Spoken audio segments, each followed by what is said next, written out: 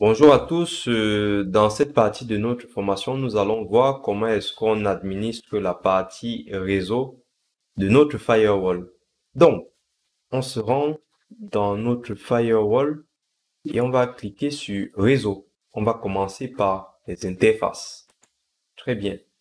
Alors, nous avons dit au niveau des interfaces, on avait le port 1, on avait le port 2. Donc, le port 1, c'était notre port LAN.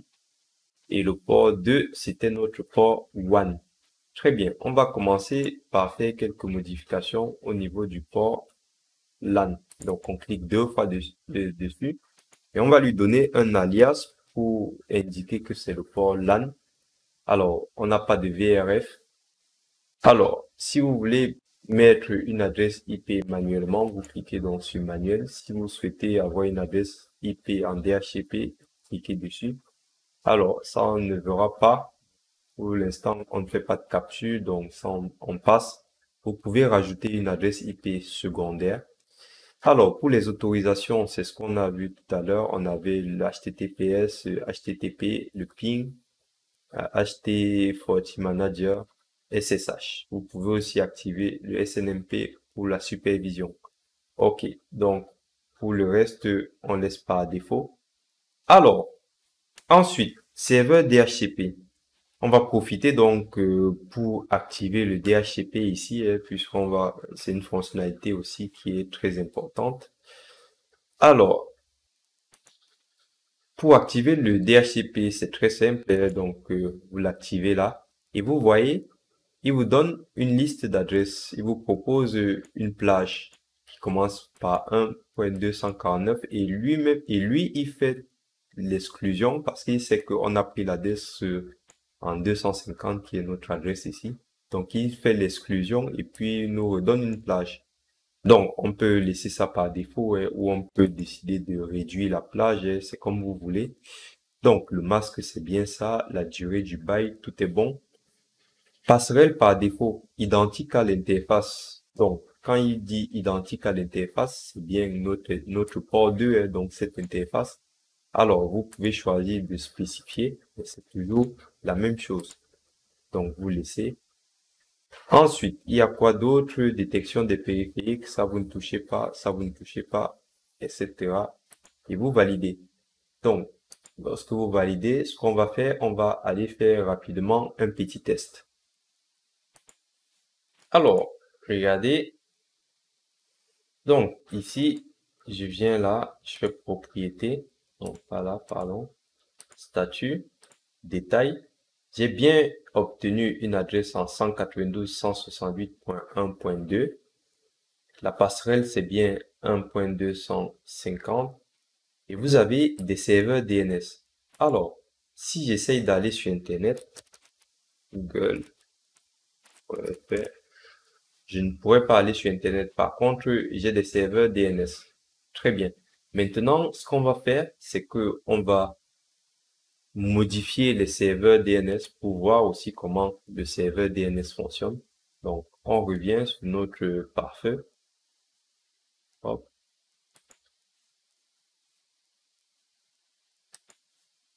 Alors, au niveau des serveurs DNS, c'est ici.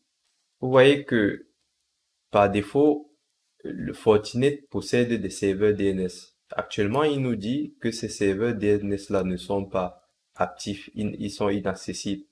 Tout simplement parce qu'on n'a pas encore configuré une règle qui va nous permettre d'aller sur Internet. Mais ce que le Forti fait, c'est quoi?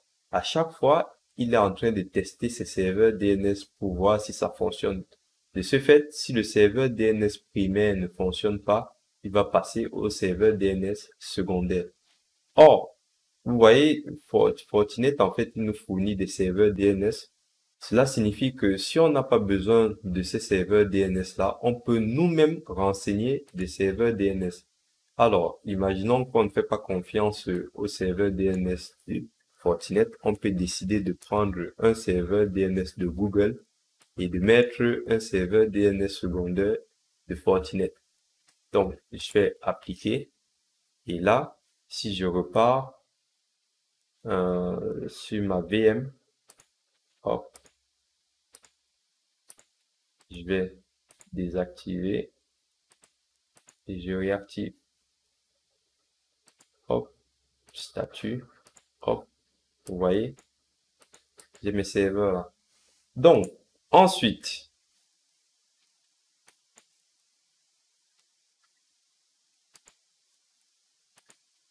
je peux décider de mettre en place un serveur DNS local. Alors, ça c'est très important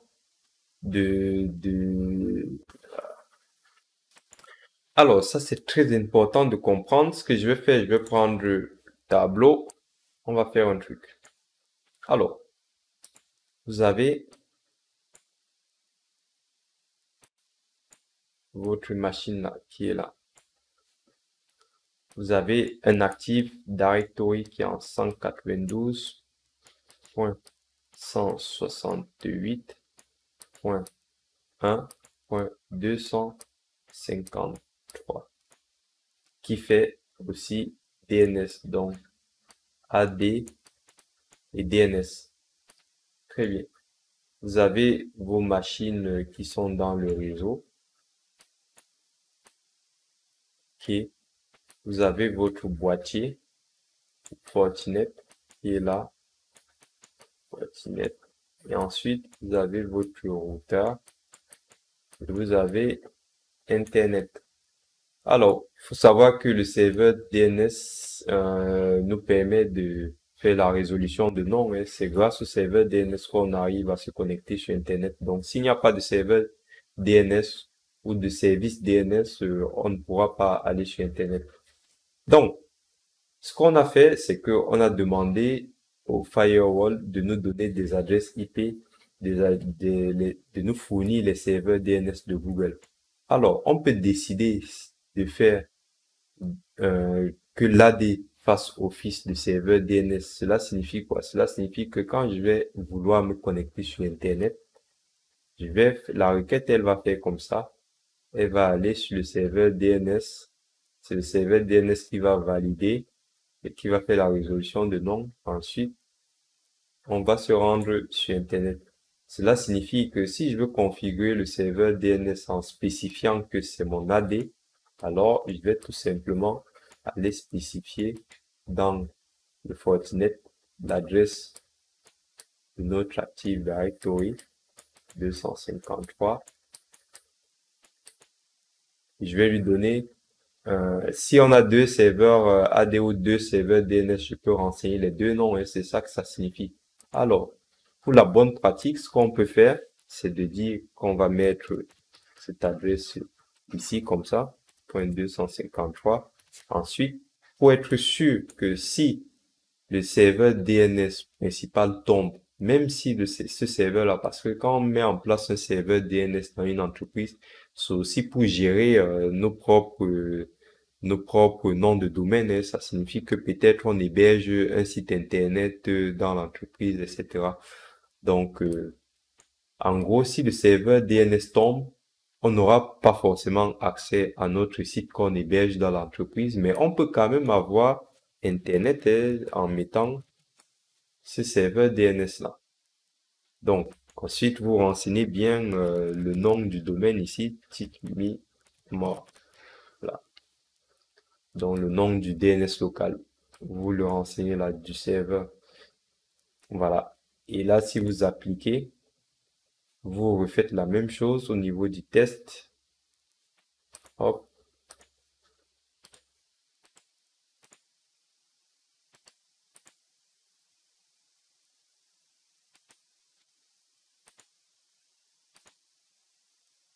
Et là, vous voyez qu'il vous donne le serveur DNS. Ah, très bien. Donc, est-ce que vous avez compris? C'est pas difficile à configurer. Hein. Donc, ce que je vais faire ici, je vais mettre l'adresse. Alors, je vais remettre comme ça. On va appliquer. Ensuite, je vais changer. Je vais mettre une adresse email, celle de Google. Comme ça. J'enlève le nom. Voilà.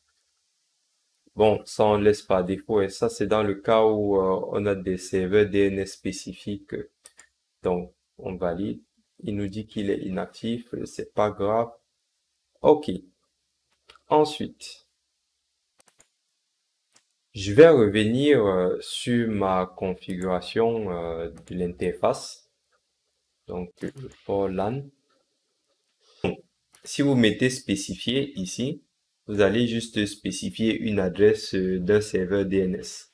Donc, le fait de spécifier une adresse d'un serveur DNS ici, en gros, vous n'aurez qu'une seule adresse IP. Ça signifie que si ce serveur DNS ne répond pas, vous n'aurez pas un serveur DNS secondaire. Donc, moi, je vous conseille pour les petites installs d'utiliser celui-là identique au DNS du système. Et comme ça ira récupérer ces informations-là. Voilà. Donc, nous en avons terminé avec le DNS. Ensuite, on va passer maintenant au port 2, qui est notre port WAN. Donc, notre port WAN. Alors, je vais prendre mon petit schéma.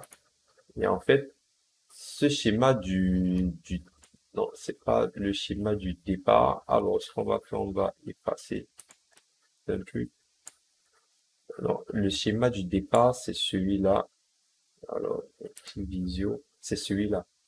Alors, tout à l'heure, je vous ai dit, on a notre box qui est là. Et ici, on a notre interface WAN.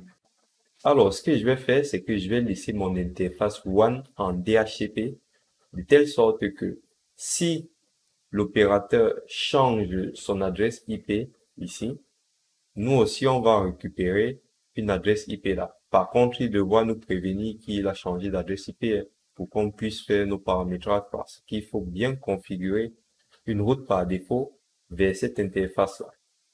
Donc, en gros, si je reprends donc ma conf ici, je mets en DHCP et il va aller requêter ma box pour récupérer une adresse IP. Donc, comme c'est une interface WAN et je ne vais pas faire d'administration sur ces ports-là, donc je laisse tout par défaut. Très bien. Et ensuite, qu'est-ce que je fais? Je fais valider. Donc, on va attendre qu'il nous attribue une adresse IP. Alors, vous voyez, là, il m'a donné une adresse IP en 192.168.200.10. Donc, vous voyez que ma box, que ça fonctionne bien. Donc, ça, c'est parfait. Maintenant, ce qu'on veut faire, je reprends mon petit schéma, mon petit tableau. Alors, nous sommes dans ce cas de figure-là. Donc, vous voyez que entre le firewall et le routeur, il y a une liaison. Or, vous savez que dans un firewall, on a plusieurs ports. Ça veut dire qu'on pouvait connecter d'autres liaisons. Donc, qu'est-ce qui se passe lorsqu'on veut aller sur Internet? Ce qui se passe, c'est que quand on va aller sur Internet, on arrive là.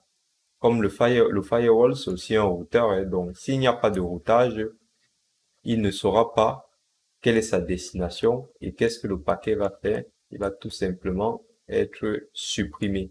Donc, il faut bien qu'on ajoute une route statique pour lui dire, ne t'arrête pas juste ici, continue jusqu'au routeur et c'est le routeur qui va se démerder d'envoyer notre paquet sur Internet. En gros, on va donc créer une route statique. Donc, pour la route statique, destination, puisqu'on ne connaît pas la destination, on met 0.0. La passerelle, par défaut de notre firewall, c'est donc l'adresse IP de la patte LAN du routeur distant, donc celle-là, point 2. Alors, pour les distances administratives, vous voyez, vous détectez directement le port. Pour les distances administratives, si on a deux routes, en fait, par défaut, on peut jouer au niveau des distances administratives pour voir qui a le poids le plus fort et qui a le poids le plus faible. Comme ça, si vous êtes, par exemple, si vous faites, par exemple, du nominal secours, c'est celui qui a le poids le plus faible, qui est la route principale, qui est le master. Donc, vous avez la possibilité voilà, c'est au niveau des priorités aussi, hein. C'est au niveau des priorités qu'on parle de poids le plus fort, poids le plus faible. Et la distance administrative, on peut aussi jouer dessus.